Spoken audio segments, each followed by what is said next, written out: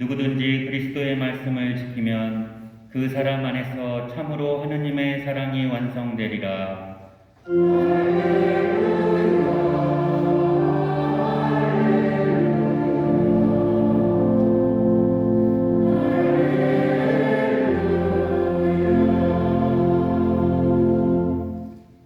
주님께서 여러분과 함께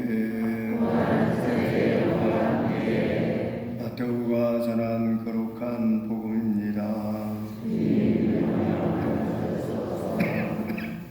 마태복음 5장 38절에서 48절의 말씀입니다. 그때 예수님께서 제자들에게 말씀하셨다. 눈은 눈으로 이는 이로 하고 이러신 말씀을 너희는 들었다. 그러나 나는 너희에게 말한다. 악인에게 맞서지 마라. 오히려 누가 내 오른뺨을 치거든 다른 뺨마저 돌려대어라. 또 너를 재판에 걸어 내 속옷을 가지려는 자에게는 겉옷까지 내주어라. 누가 너에게 1000걸음을 가자고 강요하거든 그와 함께 2000걸음을 가주어라. 달라는 자에게 주고 꾸려는 자를 물리치지 마라. 내 이웃을 사랑해야 한다. 그리고 내 원수는 미워해야 한다고 이러신 말씀을 너희는 들었다. 나는 너희에게 말한다. 너희는 원수를 사랑하여라. 그리고 너희를 박해하는 자들을 위하여 기도하여라. 그래야 너희가 하늘에 계신 너희 아버지의 자녀가 될 수 있다. 그분께서는 악인에게나 선인에게나 당신의 해가 떠오르게 하시고 의로운 이에게나 불의한 이에게나 비를 내려 주신다. 사실 너희가 자기를 사랑하는 이들만 사랑한다면 무슨 상을 받겠느냐? 그것은 세리들도 하지 않느냐? 그리고 너희가 자기 형제들에게만 인사한다면 너희가 남보다 잘하는 것이 무엇이겠느냐? 그런 것은 다른 민족 사람들도 하지 않느냐? 그러므로 하늘의 너희 아버지께서 완전하신 것처럼 너희도 완전한 사람이 되어야 한다.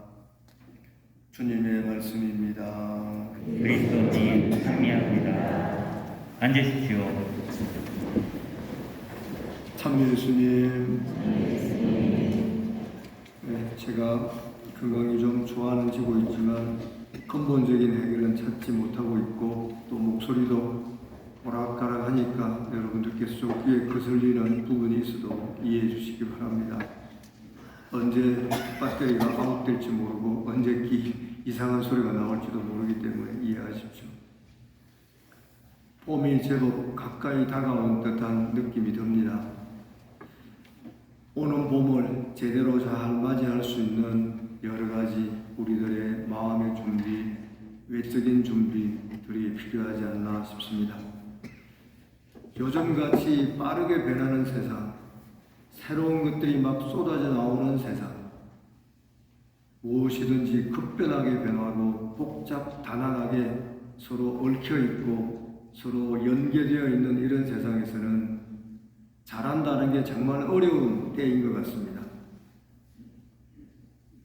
잘하려고 해도 잘 안 되는 게 너무 많기 때문에 그래서 중간 정도, 보통 정도만 해도 본전치기 하는 거 아닌가? 요 정도면 됐지라고 생각하고 또 안주하고 싶을 때도 자주 있습니다. 그런데 오늘 예수님께서는 제자들에게 말씀하십니다. 보통 해왔던 것들, 통상적으로 이루어지고 있고 일반적으로 관행상 이 정도 하면 되고 율법, 귀에 못이 박히도록 들어온 율법 조항 잘 지키면 되겠지라는 그 정도를 뛰어넘으라고, 거기에 안주하지 말고 넘어서라고 촉구하고 계시는 예수님을 오늘 복음에서 우리는 접할 수 있습니다. 크게 두 가지. 예수님은 탈레오법, 즉 복수 동태법을 뛰어넘으라고 말씀하십니다.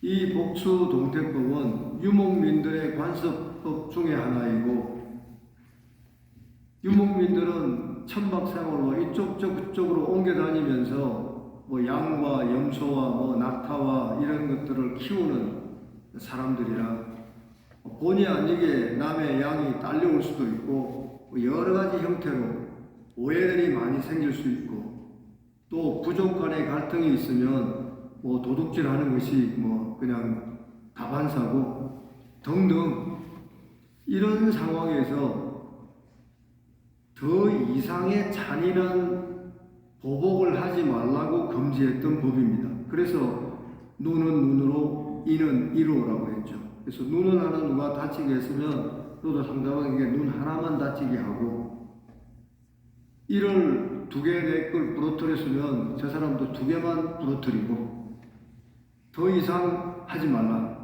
요즘 같은 유목민들이 아닌 우리 사회에도 자기한테 해코지도 안 하고 쳐다봤는데 왜 째려보냐고 살인하는 놈도 있으니 그래서 탈레오법은 같은 복수를 하되 보복을 하되 같은 형태로만 해라. 같은 형태 똑같은 그 수준으로만 해라. 그게 복수 동태법 탈레오법이라고 하는 겁니다. 근데 예수님은 오늘 그거를 넘어서서 안갚음의 수준이 아니라 악인에게 맞서지 말라고 하시면서 오른뺨을 때리면 왼뺨을 들이대고 속옷을 달라고 재판을 걸면 겉옷까지 주워버리고 1000걸음 가자고 강요하자면 2000걸음을 가주라고 말씀하십니다. 게다가 오늘 예수님께서는 2번째로 단순한 내 이웃을 사랑해라. 오늘 일독서의 신명기 얘기도 바로 그 부분 아닙니까? 그러나 그거 가지고 안 된다는 겁니다. 이웃 사랑. 오늘 예수님께서는 놀랍게도 원수를 사랑하라고 그리고 박해하는 이들을 위해서 기도하라고 하늘에 계신 너희 아버지께서 완전하신 것처럼 너희도 완전한 사람이 되어야 한다고 격려하시면서 더 큰 어떤 숙제를 주십니다. 원수 사랑 얼마나 어렵습니까?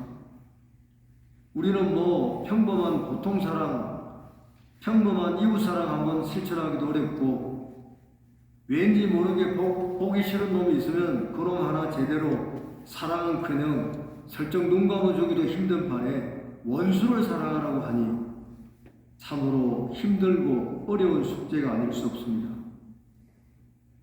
하지만 오늘 예수님께서 당신 제자들에게 하시는 이 당부 말씀은 오늘날 우리에게도 이어지는 것이면서 분명 불가능한 것은 아닐 것이다 라고 저는 생각합니다.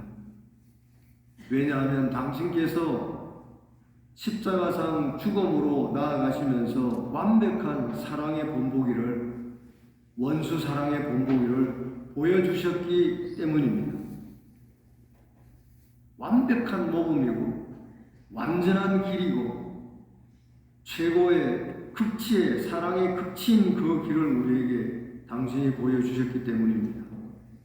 완전한 사랑, 무한한 사랑, 무조건적인 사랑, 완벽하게 거룩한 사랑의 모범이 되어주신 십자가상의 예수님의 그 사랑,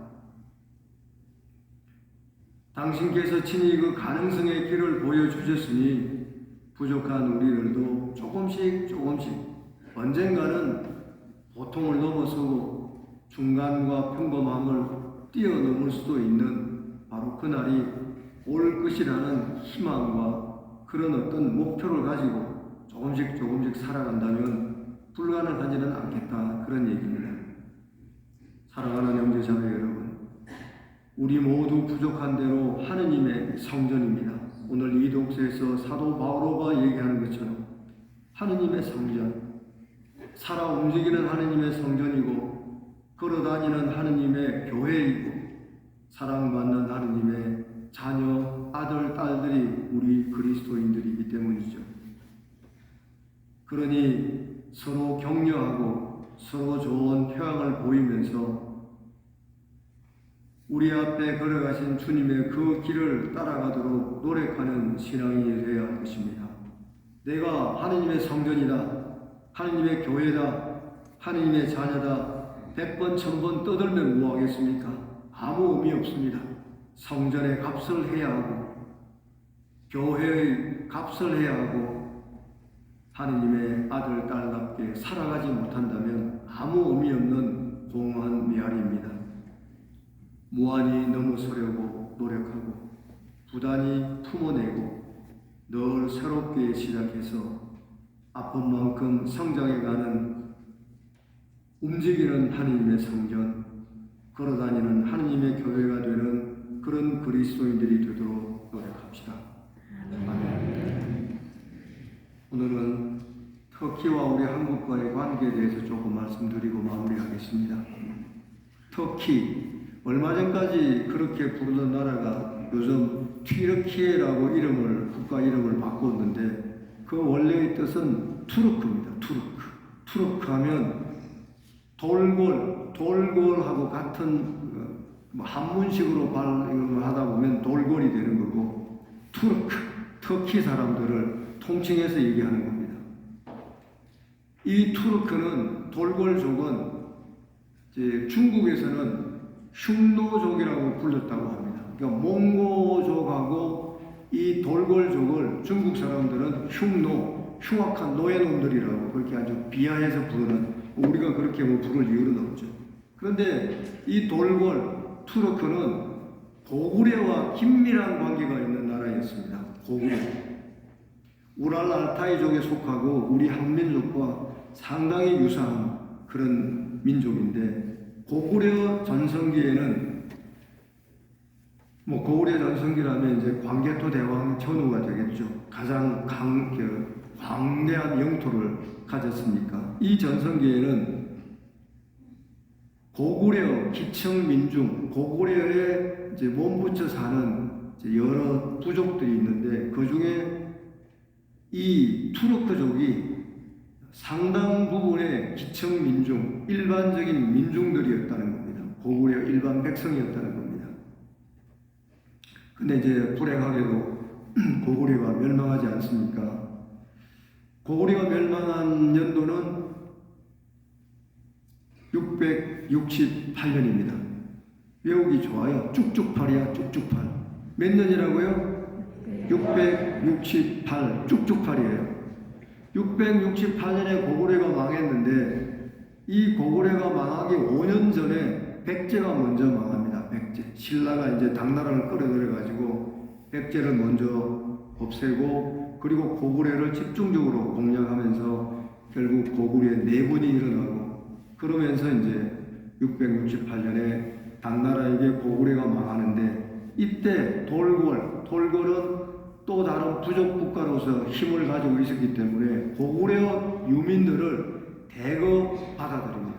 고구려 유민들은 이제 옛날에 그런 좋은 관계를 생각해서 자기들이 고구려 밑에 빌붙어 살았으니까 이제는 자기들이 나라를 세우면서 680년경 동돌골, 옛날에 있던 돌골보다 동쪽에 자리를 잡아서 동돌골이라고 하겠죠.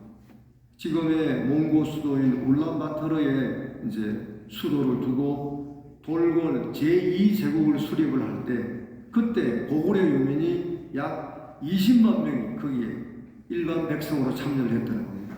근데 그때 동돌골의 백성 전체가 몇 명이었는가? 인구가 40만이었답니다. 40만 중에 20만, 50%가 고구려 유민들이었다는 겁니다. 이제 고구려 유민이 이제는 돌골족의 일반 백성, 기층 민중이 된 것이죠. 그래서 이제 고구려와 돌골은 정말 친밀한 관계를 유지하면서 형제의 나라라고 불리게 되었고, 많은 피가 섞이고 문화가 섞이게 되는 겁니다. 자, 이제 한참 세월이 지나서 어떻든 668년에 고구려가 멸망했다는 것은 참 역사적으로 우리로서는 안타까운 일입니다. 신라가 망해고 고구려가 살아남았으면 우리가 지금쯤은 중국 상당 부분을 차지하고 있을 텐데, 아무튼 역사는 그렇습니다. 그래서 결국 한참 시간이 지난 다음에 6.25 전쟁이 터졌습니다. 아시아 최초로 군대를 보내준 나라, 아시아 최초로 어디겠어요? 터키입니다. 오늘 우리 얘기의 주인공이 되는 터키. 그 다음에 미국, 영국 다음으로 세 번째로 많은 군대를 보냈다고 합니다. 1만 5천 명 정도. 전사는 730명, 약 800명이 전사했고, 부상은 2,200명 가량이 부상했다고 합니다. 그런데 이때 파병을 좀 끌었던 모양입니다. 그럴 때 파병이 지연되자 터키 고등학생들이 데모를 했답니다. 데모. 뭐라고? 왜 형제의 나라에 군대를 빨리 파견하지 않느냐고. 왜 우리 형제의 나라인 한국에 전쟁이 일어나서 어려움을 겪는데 왜 군대를 파견하지 않냐고 터키 고등학생들이 데모를 했다는 겁니다. 참 이게 놀라운 수건 역사 중에 한 부분들이지만 우리도 좀 정확하게 알아야 되겠다 싶어 제가 전달하고 있습니다. 또 세월이 지나 2002년 월드컵이 있었습니다. 3, 4위전에서 우리가 누구랑 붙었죠? 네? 축구에 관심이 없는 거 보죠. 관심이 없어도 오늘 물어볼 때는 바로 답이 다 있는 건데 내가 터키야 터키 3, 4위전을 우리하고 터키가 붙었어요. 몇 대 몇으로 우리가 졌어요? 그것도 난 몰라서 작은 신부한테 물어봤더니 찾아보더니 3대2로 졌다는데 우리가 3대2로 맞아요? 축구 좋아하는 분들 없어요? 예? 맞아요? 3대2로 졌대 우리가 졌는데 그때 대형 터키 국기를 걸어주고 같이 응원해준 우리 한국 지고 난 다음에 선수들이 어깨동무하고 끝냈던 그 모습을 보고 터키에서는 그날 모든 한국 사람에게 식사 공짜 어디 가서 밥을 먹어도 공짜 한국 사람 공짜 호텔에 자는 사람 호텔비 공짜였답니다. 고맙다고 형제 국가가 응원도 해주고 등등등등 대형 국기를 걸어준 거에 대한 그리고 한국 경제 성장을 자기들 일만큼이나 기쁘게 생각하고 자부심을 느끼는 나라가 터키랍니다. 아쉬움이 있다면 이슬람 종교 때문에 결국 1453년인가 술탄에게 결국 전쟁에서 지면서 그때까지 잘 버티던 동로마 제국이 망하면서 이제 결국 우리 가톨릭이 동로마 그쪽 이슬람 제국에게 빼앗긴 땅 터키 그리고 지금은 그들은 이슬람 종교가 되어버렸습니다. 그것만 뺀다면 피가 섞인 우리와의 정말 형제국가입니다. 진정한 친구, 진정한 형제는 어려울 때 함께 해주는 사람이 진정한 형제이고 친구라고 합니다. 이제 그들이 우리의 형제국가로서 어려움을 겪고 있다는데 우리도 이제 좀 더 마음과 생각들을 달리해야 될 것이고 또 우리가 이 정도로 잘 사는 대한민국이 된 것에 대해서도 이제 좀 더 자부심을 가지고 그리고 우리 주변에 일어나는 지구상에서 일어나는 여러 가지 불행한 일들, 어려움을 겪는 사람들에 대해서 결코 눈을 감아서는 안 됩니다. 좁은 땅덩어리 지구, 넓은 의미에서 보면 우주적인 차원에서 보면 모래알 만한 지구, 그 지구상에서 잘나고 못나고 색깔이 어떻고 국경을 막아놓고 요삽을 떠는 것도 참 오래가지 못할 겁니다. 결국은 여러 가지 형태로 큰 변화가 올 것입니다. 오늘 예수님의 원수사랑, 이웃사랑을 뛰어넘는 바로 그런 부분도 우리가 좋아하고 사랑하고 잘하는 사람들에게만 인사하고 사랑한다면 무슨 의미가 있냐고 세리들도 그만큼 하고 이방 민족들도 그만큼 하지 않냐고 말씀하시지 않았습니까? 이제 우리들도 끊임없이 우리들의 어떤 부분들을 넘어설 수 있고 또 다른 고통 중에 있는 이들에게 눈길을 떼지 않는 우리 신앙인들 진정 움직이는 하느님의 성전답게 살아가는 우리 신앙인들이 되도록 노력합시다. 잠시 묵상하시겠습니다.